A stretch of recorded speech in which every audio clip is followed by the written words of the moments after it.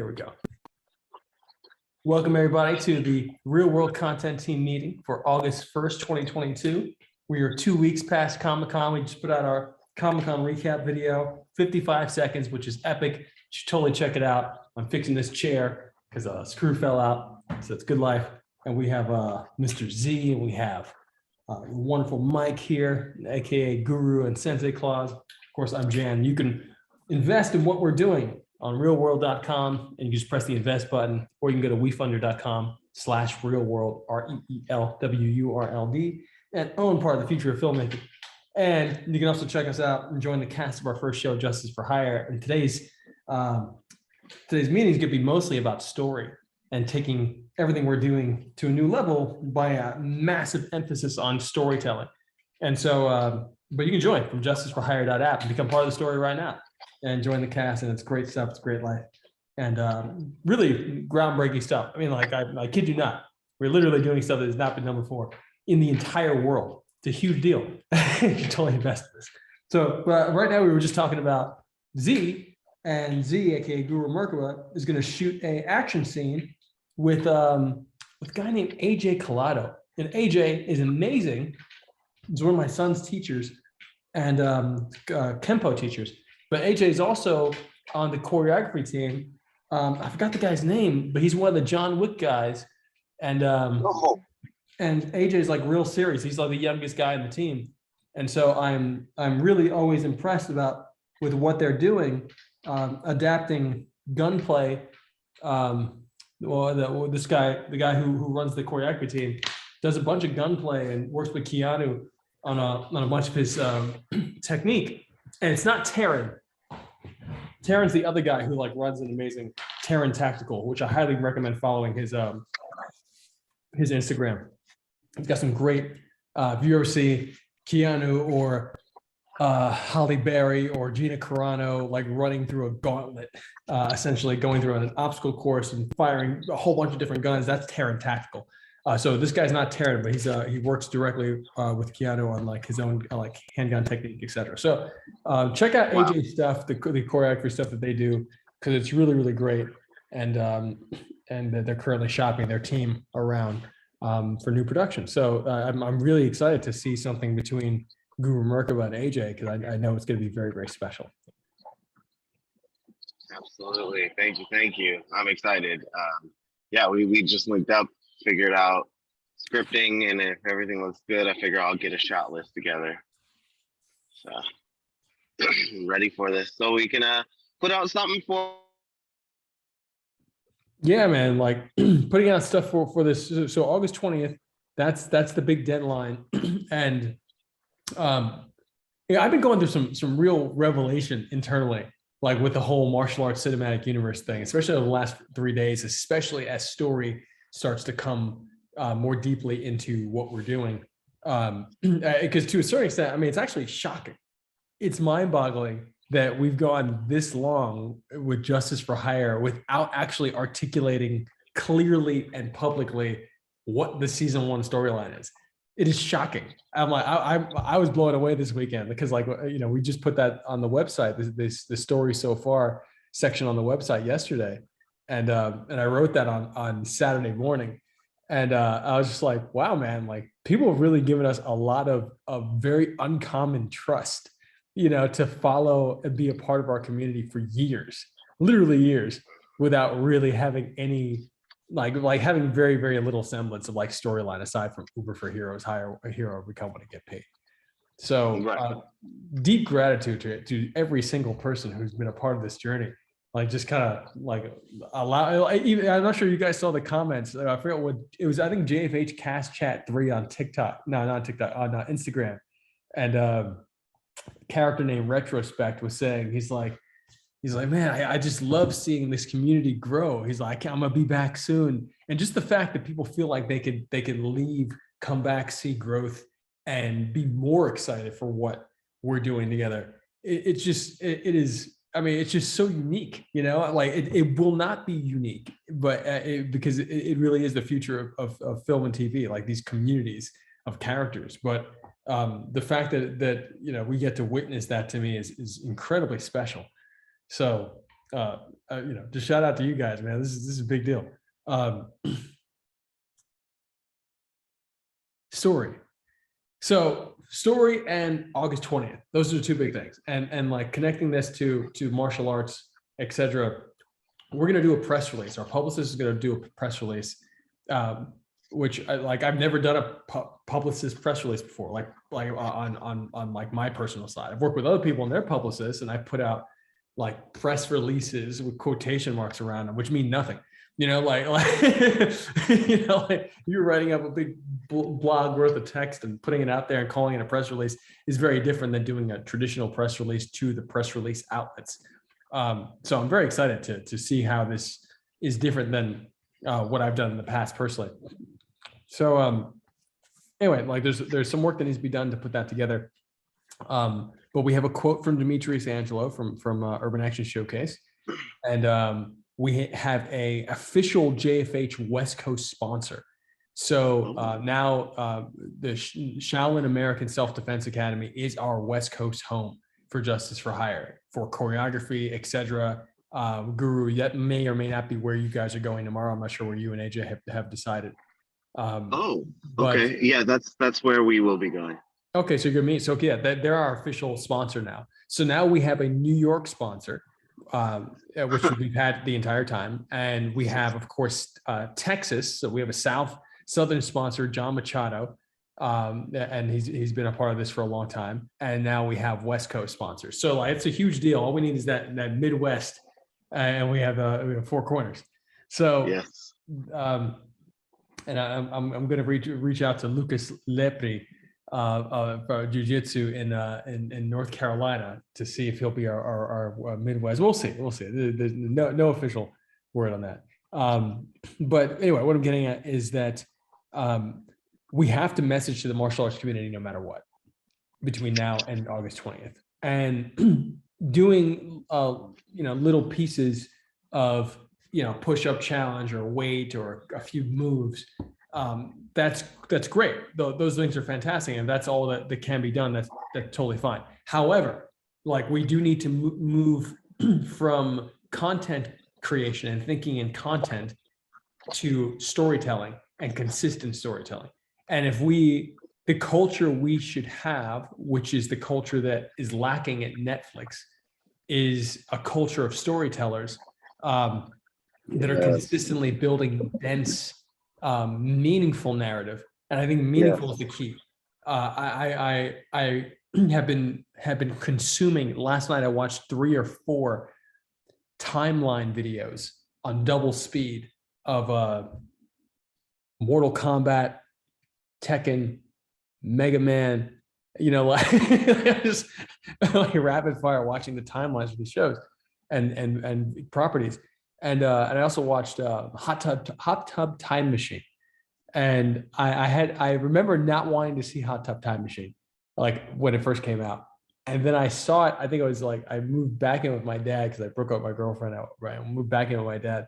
And I used to have these late nights because I would work all day and I would train in the morning, and then I would teach at night, Tai Chi, and I'd spar with my dad, and I'd go freestyle. And then I'd come back and I'd still like kind of be wired, and I'd watch something to unwind.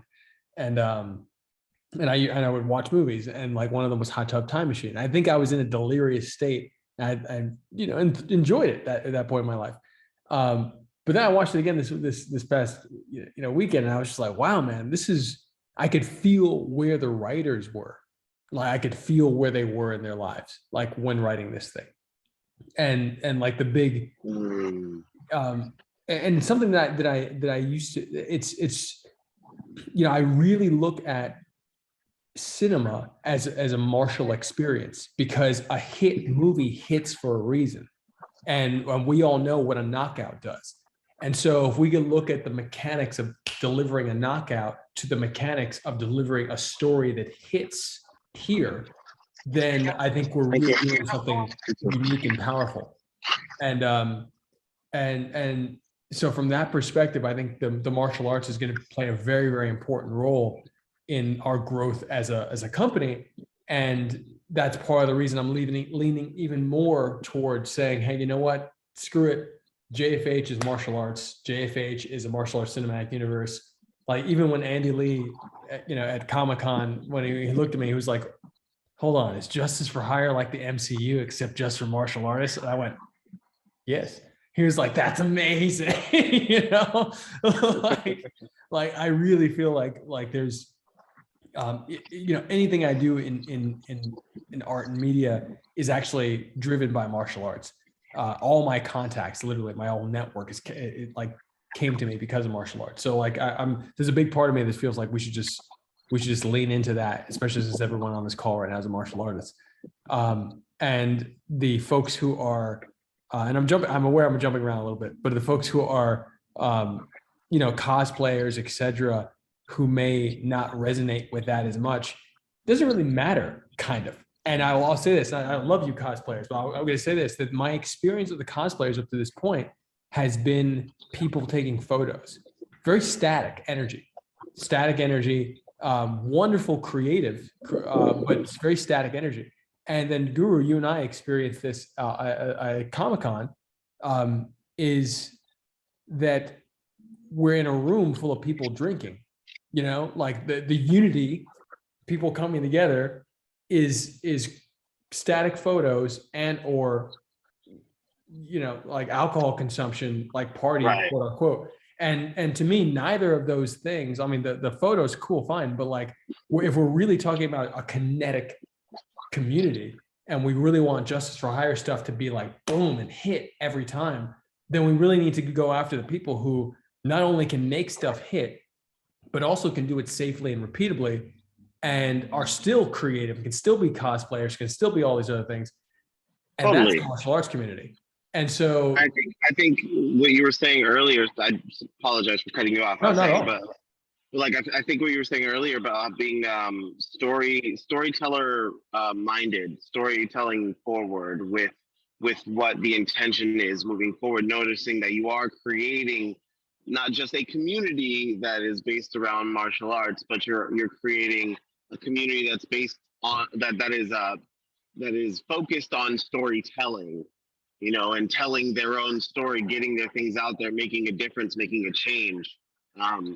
That's why I think it is good, because all of those things do overlap with storytellers. Like cosplayers are storytellers as well. They have to be able to tell you a story with that static image that they're creating, with their piece that they made, that they spent time, like putting together as their costume, their individual costume or original character, as we know with creator.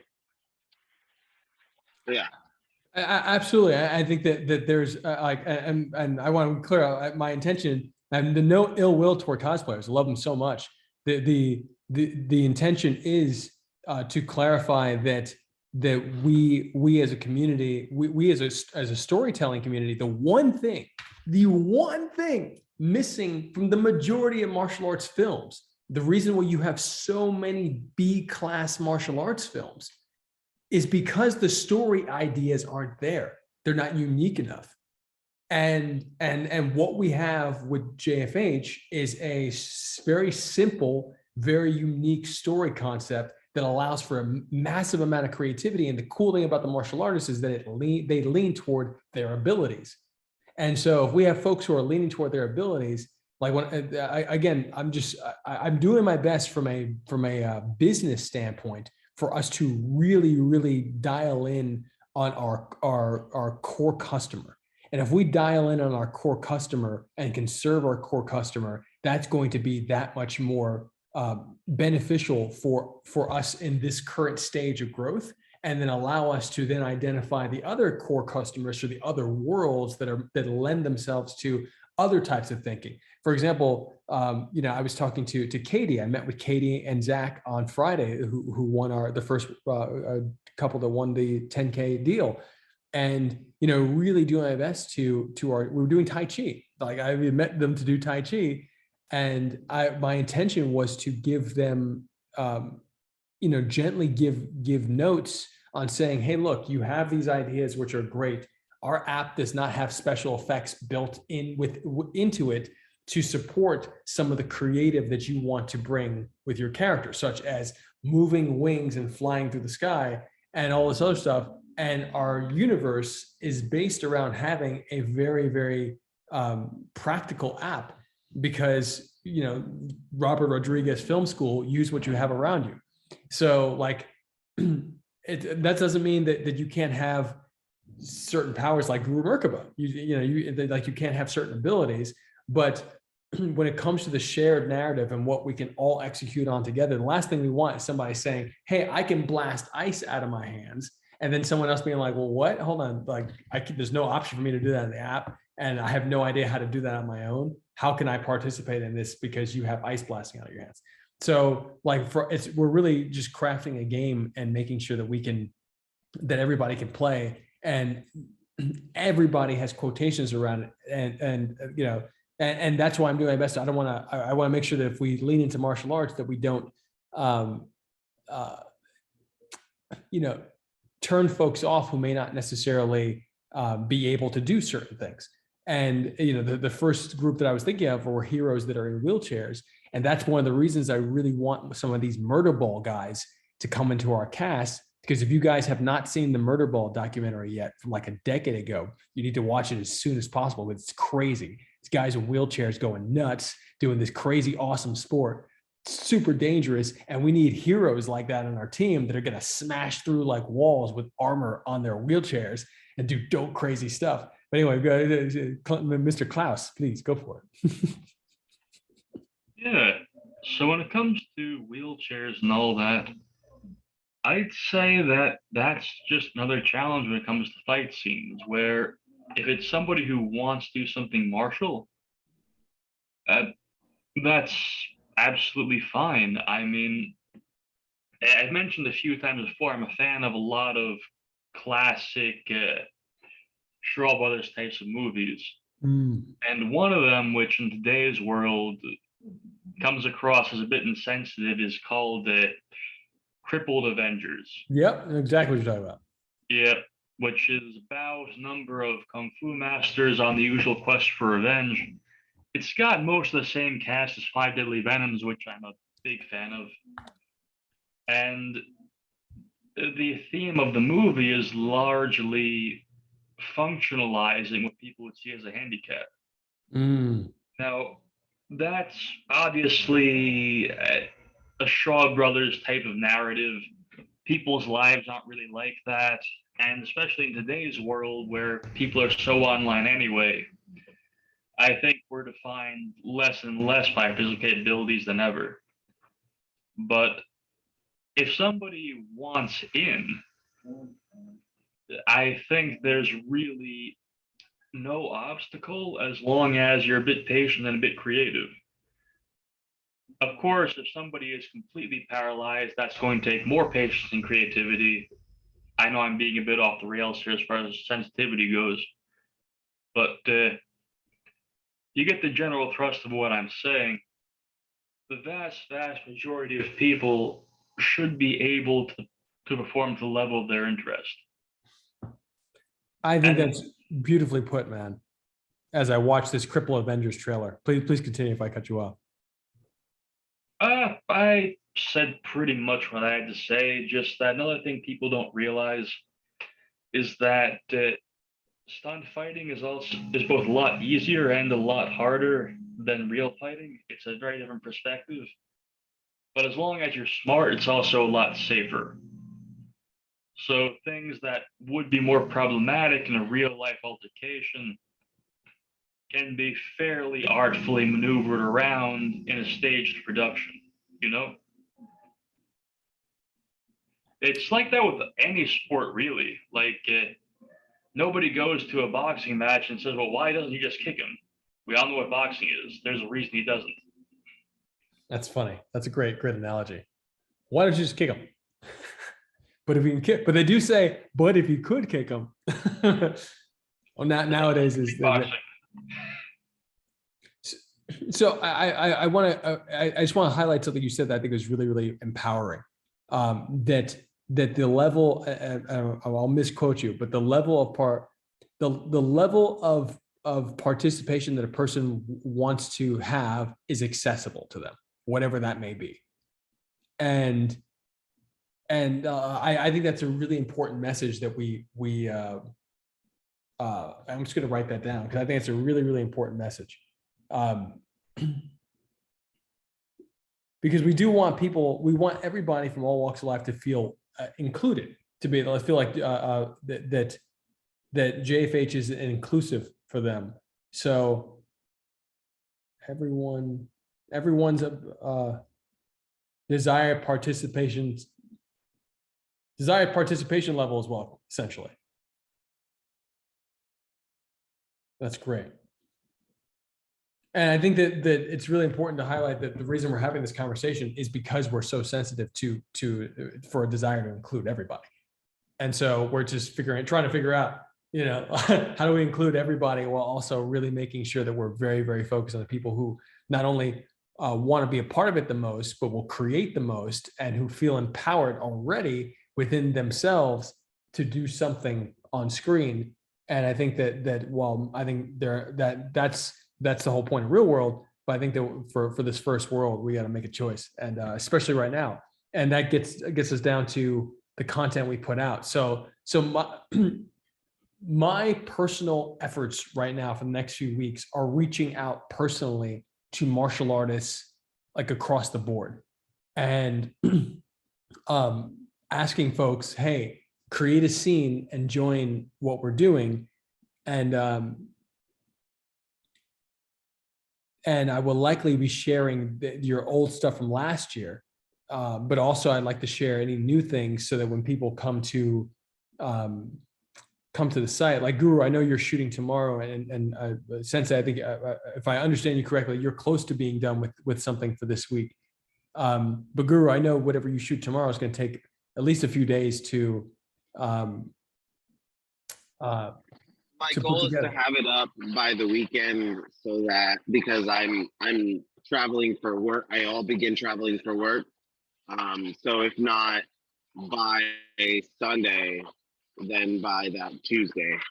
Sure. So what I'm getting at is that in terms of like our webpage, the population, what's populated on our Instagram, for example. Because most of the reach out I'm going to be doing is going to be on Instagram, and I will reach out to. It's a little different on TikTok, because I can't directly message people on TikTok unless they like follow us. Right.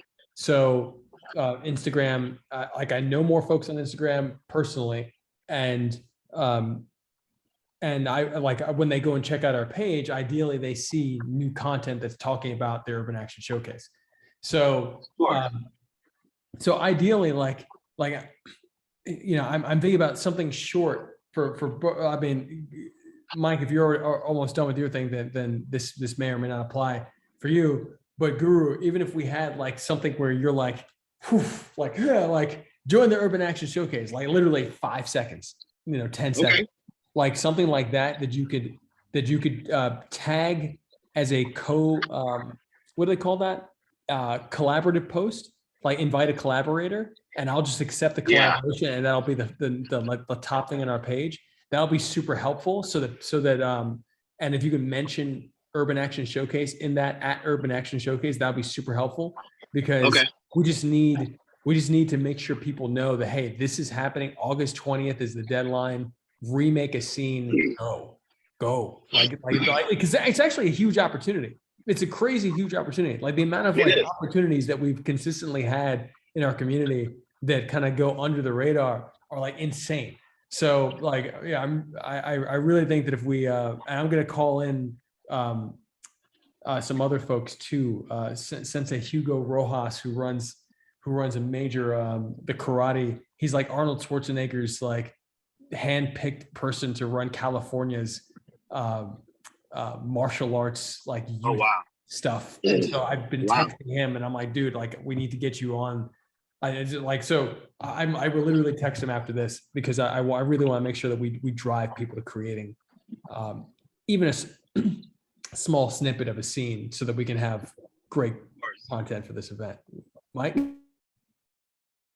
Funny, I've had a goal for the past couple of years since it was mentioned, but like really want to eventually get a scene with Rick Myers. I think that would be phenomenal. Oh, I'm done. Yeah, Rick is magic. I wasn't meant to say it. The guy is magic. Like he's just got magic all Yes, around him. So I want to get cameras in front of Rick as soon as possible too. yes. Mike? Yeah, I was just saying about, well, going to say about my scene. I've been reshooting it because I had last minute regrets. You know, when you make something and then you think I should have done this, but then you realize, oh wait, it's just me and the camera. I can just fix it. So yeah, I'm gonna just do some reshoots while it's still light after this, and probably have that done by tomorrow. I need to make a very significant change, but the final product is still like my usual thing, 40 to 90 seconds, so it's not going to be a giant labor. The scene I'm taking from is pretty short to begin with, you know? Dude, I can't wait to see it. Like, so this is you having recreated a scene.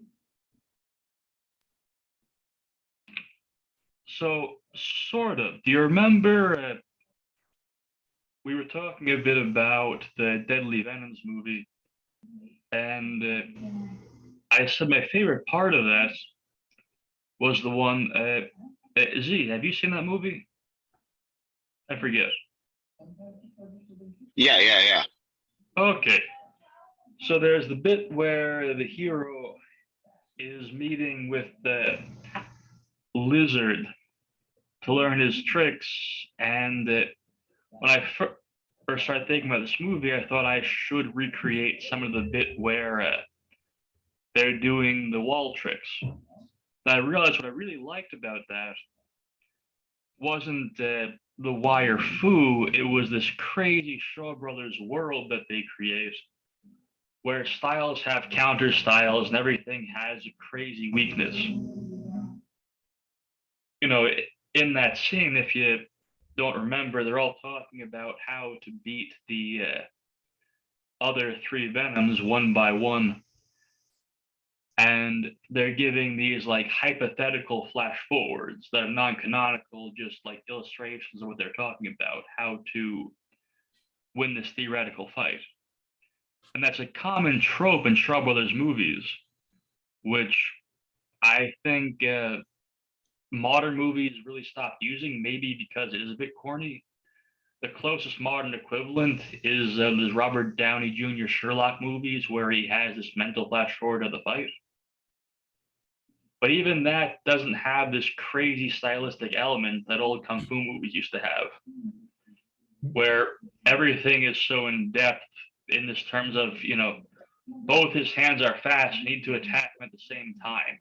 Just, it's such an insane way to think. It's George Foreman's styles make fights principle taken to this absurdist extreme that really kept these movies, despite having, we were talking before about formulaic plots and stories, despite having very samey plots, this fantastical interpretation of styles make fights made these Shaw Brothers movies consistently interesting, entertaining for decades. So I realized it was really that device that I wanted to pull from. The styles make fights flash forward. Dude, I've never heard styles make fights before from George Foreman. I just Googled it, and there's a couple of videos. There's one Bleach report that I want to read. But if you have anything that you can share on that. I can just give you the quick synopsis. Basically, if you know a little about boxing, there was this very famous trilogy fight between Joe Frazier and Muhammad Ali. Yes. So Frazier won the first one, Ali won the next two. They're all classic fights that fight fans everywhere love. But what throws a wrench into it is George Foreman very easily smoked Joe Frazier, who Ali had so much trouble with. At the same time, Foreman couldn't beat Ali when they went to it.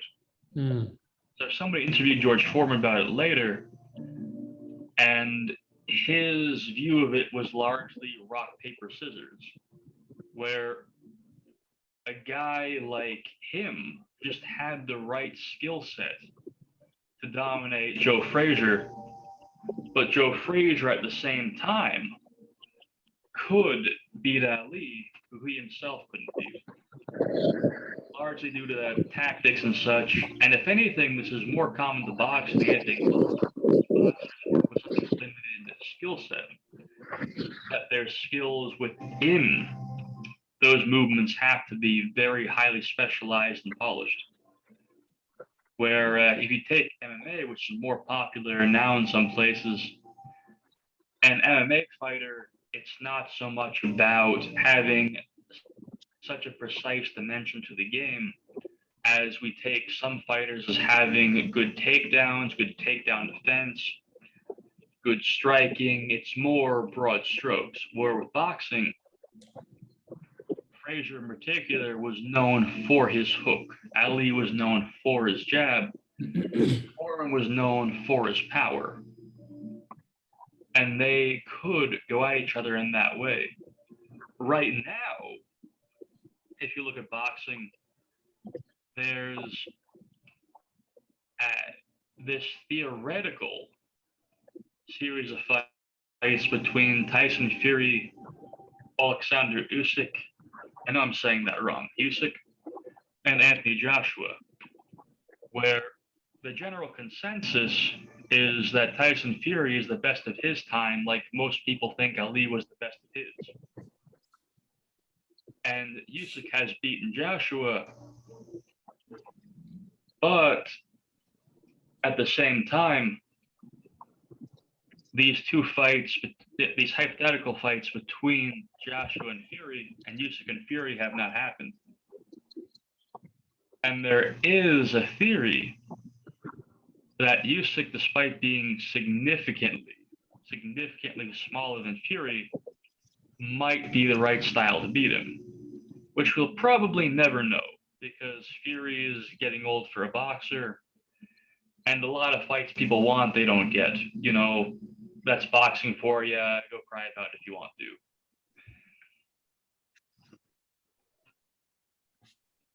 Interesting.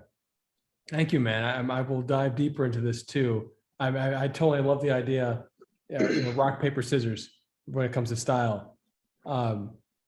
So it seems like the Foreman commentaries is a more dynamic version of that, and I'll definitely dive into these videos. And all of this is just massively inspiring again for like the trajectory we need to take. Like everything what we're doing has to go to a new level like now, and we just hit a new level like last week. And so it's really just a matter of making sure that we keep driving that. And it seems like it's naturally pointing toward martial arts. And, I would, any suggestions that you guys have on activating not the martial arts community and your own personal like network of martial artists, like what do they want? Like how can we serve them? What can we offer? Are there challenges that we should be doing together or on our own that'll get more martial artists in here? To me, like I think that my success personally when it comes to asking martial artists to come into my shoots has been the understanding that every martial artist wants to somehow be able to show off their training in some way, shape, or form. Even killers, like high level black ops guys who don't want to be seen at all. When I talk to these guys and I'm like, hey man, like, can you tell me this story or that story? How did you do this? And I start asking them questions and they start telling me stuff that they just don't go around saying. And then when I ask them like, hey man, would you ever be down to like, maybe shoot a scene or advise on a scene or something like that? Like the answer is always yes. And so like, and these guys are like seasoned veterans. And what I'm getting at is that I believe that the desire to share your art, or our art, our martial art is part of being a martial artist. Teaching is part of being a martial artist. Teaching by example is a part of being a martial artist. Like, how do we do that with the communication tool of cinema?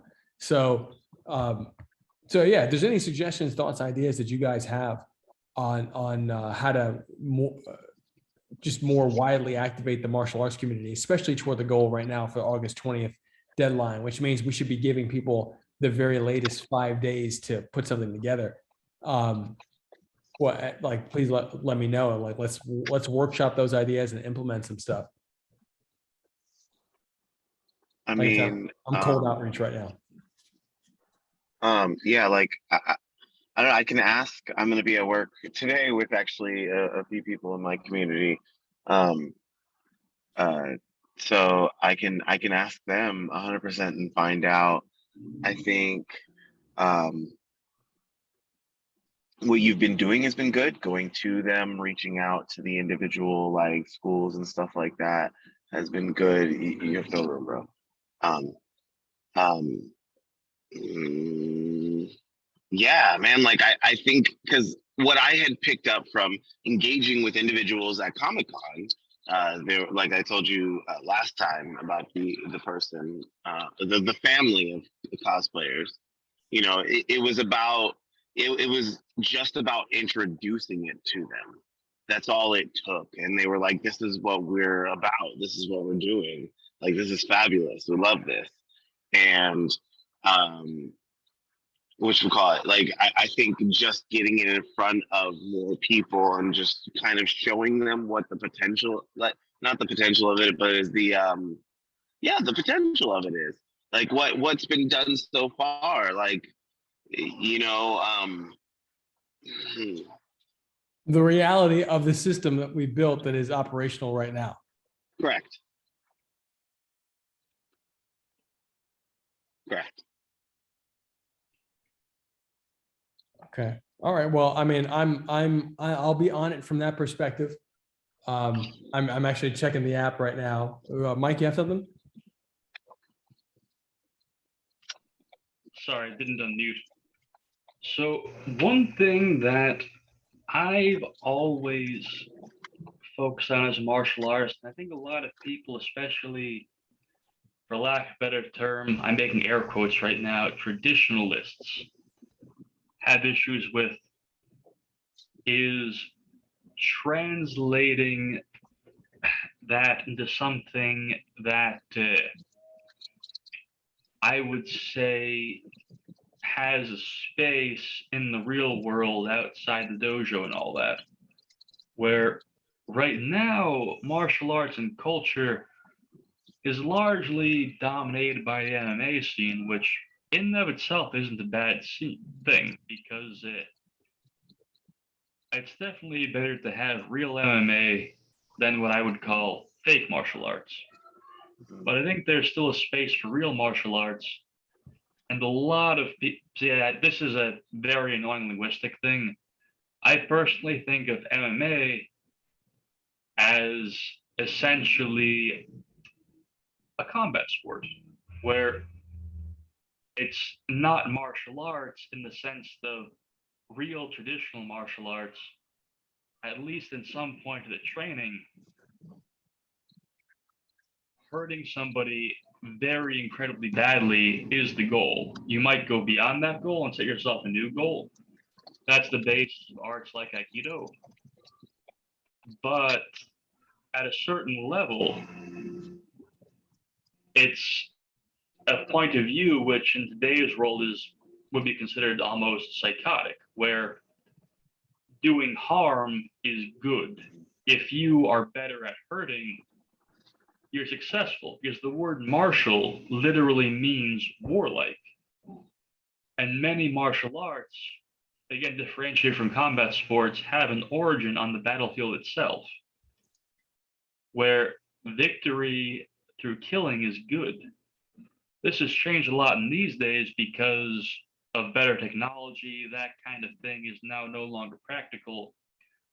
Modern weaponry just too far surpasses what the human organism is capable of in terms of doing damage efficiently, which is in large part why traditional martial arts have a very strange place in the contemporary world.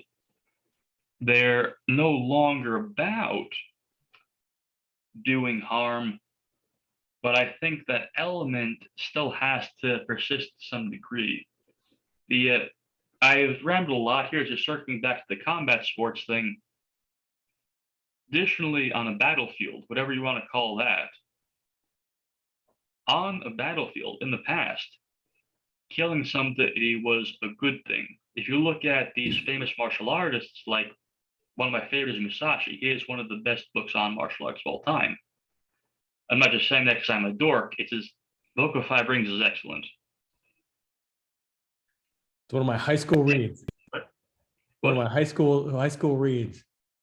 it's really worth picking up again. Anything by Musashi, a lot of it is not apparent on the first read because of, translation conventions and all that.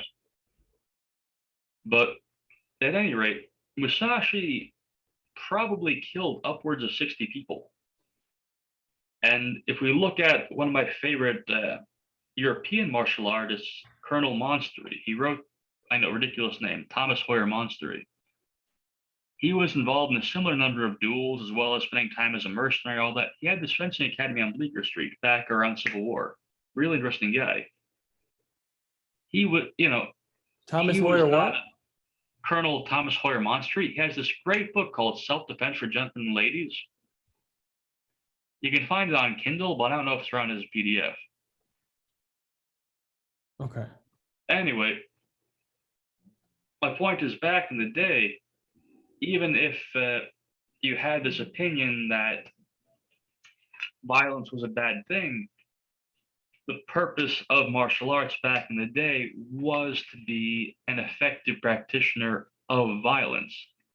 Everything spiritual or higher or moral kind of came later. But what I was saying there is, on a battlefield, killing somebody is good, that's success. In combat sports, killing somebody is a horrible accident.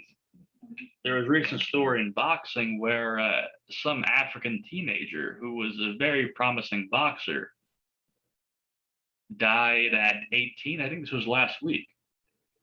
And we all understood this is a terrible thing. This is a young man who died needlessly. In boxing, we see, and not that I'm a community, I'm a casual fan. Not that I'm in the community, I'm a casual boxing fan. In that community, we see a young man dying as horrible. On a battlefield, a young man dying is only sad if he's on your side. If a young man on the other side who dies, that means you're winning, which is the perspective that many martial arts come from. So this is a very rambling rant that I've made several points badly and forgotten half of them, but where I was going with this is, I think a lot of people who are invested in traditional martial arts, whatever that means to you or whoever, would like to find some kind of space for that in today's world, whatever that space is. I didn't know about this guy dying. I've forgotten his name. I just skimmed the story because there wasn't much to see. I'm It's watching just a the short, video sad right now. story. What? Watching the video right now. It's very, very sad. Yeah, that's thing is, I kind of skimmed it because as a story, there's not much there. There's not much for me to say. It's just, His name is Simiso Butheleze. Butheleze. Simisu Butheleze. I apologize if I butchered the name. Very, very sad. I think this is, just to kind of touch on our story side again, and the content we create, especially if we're going to be focused on martial arts, and especially if you're bringing up, because Guru Zach's, Katie's husband Zach, had trained around military folks, and his Right. what he said to me on Friday was, he's like, I'm not really martial arts, but I know how to hurt people. And I think this is really, really important that we lead. Everyone's going to have their own perspective, and our ecosystem is about people sharing their own perspectives. However, I do think that we need to have a branded perspective. And from a branded perspective, Great. I would suggest looking at war, like if it's martial art and we're looking at warfare as just as pressure, and warfare being extreme pressure, emotional tension, etc., being subtle internal pressure that feels very, very intense. Both are can be very, very intense perceivably by an individual. One is overt, one is may not necessarily be as overt. And so if we can look at the martial experience as being an experience of pressure, and if we can look at the highest levels of martial art being the ability to redirect pressure toward shared goals, then and obviously I'm leaning toward the Tai Chi side because that's how I coach Tai Chi. But I think that this is really, really important for us to be able to frame our narrative universe, especially with you guys being instrumental characters in that narrative. And so by nature of your involvement, et cetera. So I think it's really, really important that we come to a somewhat common ground on this, so that the content that we're making is helping others to understand that, and even the perspective of violence, to understand that there's, Oh, for sure. Appreciate it. that there's a difference between violence, which at its base, the word meaning to violate someone's rights, and actually taking action against violence, against somebody violating someone's rights physically, and being able to stop them, which is no longer violence, but compassion. And if you are immediately stepping in to stop the fighting, and that may, like Jackie Chan style, and that may cause you to have martial experiences, I think those are really, really beautiful moments of physical expression and art that we could share cinematically. And okay, Guru's got he's smiling, his face, camera's on. What's going on, man? Bro, I think this is right up the alley of like this should be part of the story. Like that should be part of the growth. Everything that we've kind of talked about in different moments about, like what are we building towards? What are we hoping to do? Like why is there a ninja event? All of that stuff that we had conversed about. I was thinking like that could be what, like, everyone starts off as these heroes for hire, and everyone has their different levels of what they're going for. But we as we start to like focus and understand like what the brand is going to be, we end up having what we perceive then from that point forward as a civil war. That's how we get villains. That's how villains are more prevalent within this community. We know it now. Like that's how all of that kind of stuff comes out. Like as we start getting more focused on like we're doing this to help people, not just to get paid. Like that being the whole string, the narrative and stuff like that. I mean, Wow. Yeah, bro. Wow. Wow. Wow. So I got my notes open here. As you can see, I got the season 1 notes open here, and I'm just writing this down. Well, yeah, because like like this is the thing, is like we often see like when we get into the Justice League, you get to see them like moments before they become the Justice League. They're solo heroes. But this is something that's like a community that exists, and they're finding their voice in their way. And everyone, as they come in, they already have their own voice and their own personal moral way, their own compass, their own things that they're doing. And like as the story progresses, we start to see where people's moral compass leans, and we get to experience more of the backstories behind villains, because you'll have followed them. You'll have seen what's gone on. You'll understand as this quote civil war is unfolding before us. It is becoming clear that we can't just be heroes for hire. We have to be heroes. Wow. Beep, beep, beep, beep. Wow. Wow. This is amazing. Wow. A I'm moral so glad this is choice recorded. is made, causing a civil war that reveals villains. Correct. Wow.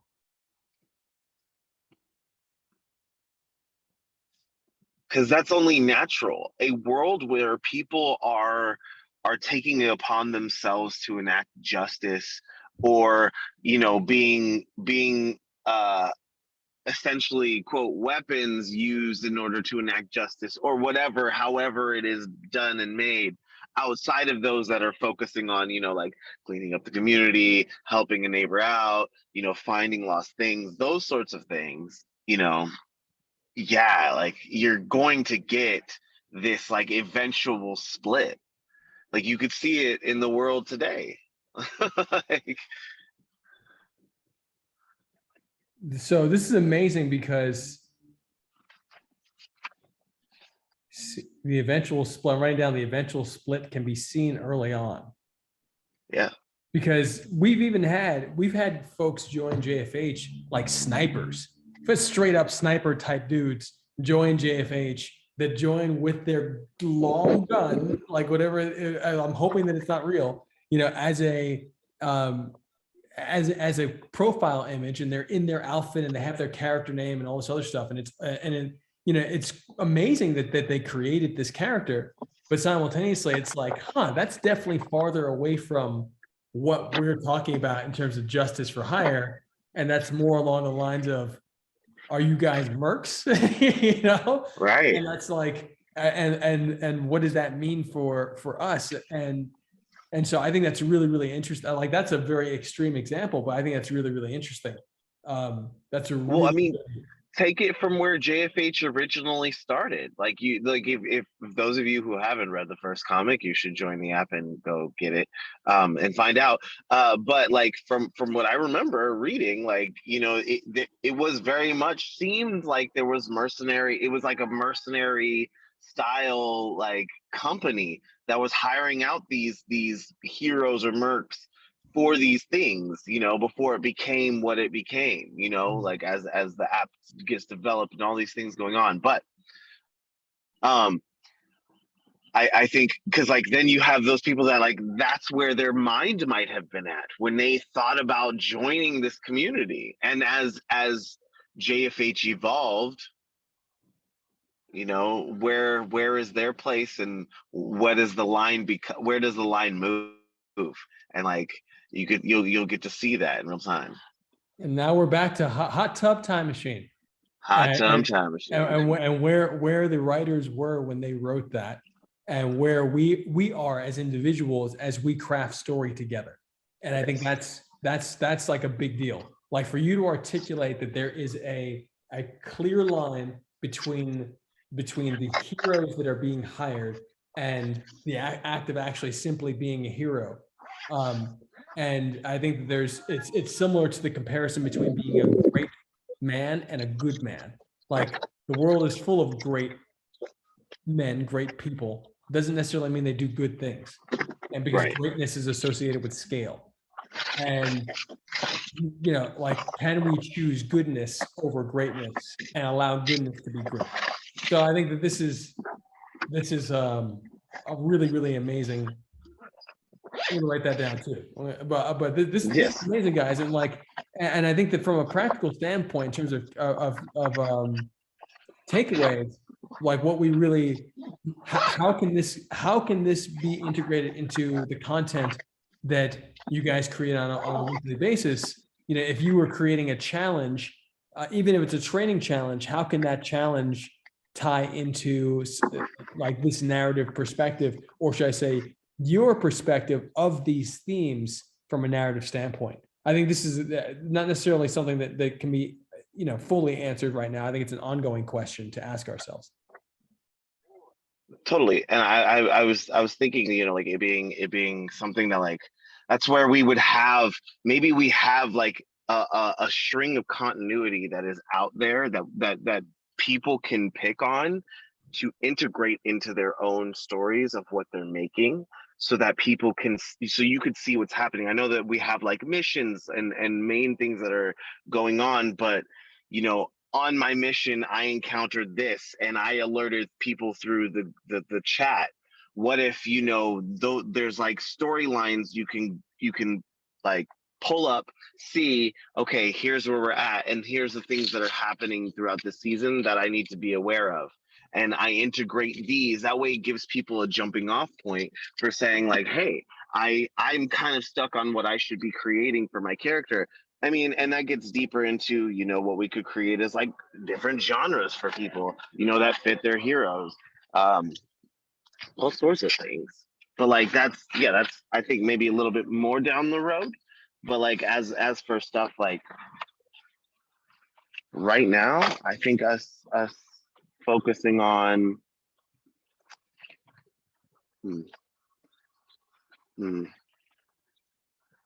coming up with plot lines that we can individually pull. I think that is something that will help us immensely. Yeah, I love this jumping off points for story, because that was actually the reason I was watching the timeline videos yesterday, is because that the story so far that was written that's going to be cut into a video that'll match all the writing should also have a more dynamic interactive component that allows you at the very least to figure out where you want to slide in within the narrative and say, okay, I'm going to contribute to episode 3, and this is the jumping off point for me, which is these story beats that I'm going to integrate into my character's decision making or whatever they encounter. So this is wonderful and just really wonderfully put. Give users jumping off point for story within the series timeline. Because I know that I personally try to figure out where, because I've yet to film my origin story of Guru and him being in JFH, and like I have constantly been playing around with, well, where in the timeline would I be? Because I'm doing all these things already as an established hero, but when we go back and talk about like how did he get here, I'm like, oh, where in the timeline could he split in? How does this fit? With what I've already put out, that sort of stuff. And I think it's cool because it gives not just myself but others that opportunity to ponder that as well, but have something concrete that they can pick and pull from. Yeah, you too. I totally understand I totally understand that challenge. That is a challenge that I've wondered how people were going to deal with for a while, and I think that sometimes the means of dealing with it is non-action because they don't know where to actually insert themselves, and that's exactly what we need to clarify for people, which is like, hey, like episode 4, that's when the actual JFH app is like from a timeline perspective operational. Like, so start like, here is like we're going to jump around that timeline, that outline. The episodes are going to actually go, it's going to be a little, we're going to play with continuity, but it'll flow wonderfully for the episodes. But I think you bring up a really great point. So we will make that work, and we will clarify to people, clarify at the very least clarify episode when app launches. And this is specifically season 1, episode 3. Yeah, what wave of hero are they? Are they like the first wave? That's gonna be interesting. Question mark. Do they come in before Civil War or after? Great questions. Also, it doesn't necessarily have to be that clean a transition. In reality, Justice for Hire is an app that takes anyone's interested. The fictional component might be a bit more selective, Like you Mm. might have someone whose character arc is that they're trying to join, but say not originally allowed in, like, you know, too young or something, whatever works for the story. Like I was thinking there could be a fun joke for Sensei Claus where he can't get in because everyone just thinks he's crazy. That's funny. You know, like if you were to take this to real life extreme, maybe there would be insurance involved or something and no one will insure him, whatever. Due to age, I insurance. like that.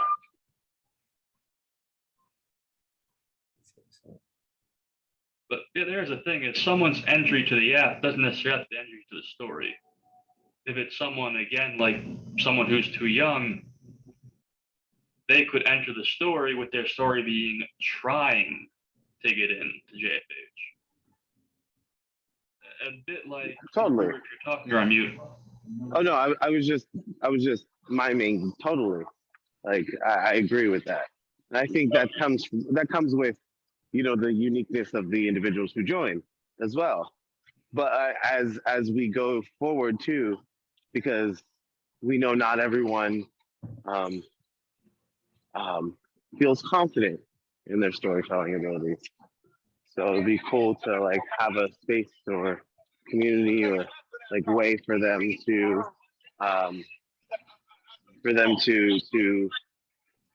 actually receive that support. Guys, I'm like, we've hit a point in this call where there's almost too much information for me to like, that's massively valuable that I need to digest. And I'm sitting here like having written it all down. I'm just like a little, like, this is amazing because it's so perfectly timed and I'm so grateful. So thank you guys. I am just in terms of both Guru and Mike, I think that what will be really helpful from you guys to whether it's, I mean, it literally could be a single shot reaction shot of you. Like Guru, it could be like you pulling your hand away and be like, join, you know, it could be as simple as that. Both of you guys could do that too. But what I'm thinking in terms of connecting it to the remake of a scene of any one of these things, like if literally where you had a shot of Mike as an example, 5 deadly venoms, and the guy puts up his hands to fight in any particular way, and then cut to the shot of you picking your hands up to fight, cut, remake, join the remake competition. You know, like just those two shots with some music and the copy saying join the remake competition, maybe you write that on screen. That's amazing, you know? You know, and Guru could be, you know, if you were to choose whether it's Batman, you know, or Transporter or Avengers, etc., you know, like someone standing up and then the counter shot of you. These are just other ideas, and it doesn't necessarily have to be the ones that we do this week, but something that just like we need short content that just that, and please invite JFH as collaborator because then it'll just populate the top of our Instagram. But we just need the short content that gets people. We actually need a lot of it at this point. And I'll relay this message to creator and we got to figure out. I still got to get Ragdoll a contract. Still behind all of that, but it's going to happen. But yeah, like we just need to get the word out. So anyway, you guys can do that. These are suggestions. Please go for it. Please invite the collaborator as soon as you possibly can. JFH is a collaborator. And other, you know, before we close out, are there any more ways to optimize this process as usual? I want to make sure I'm always asking that question, these meetings, etc. Any ways we could do it better?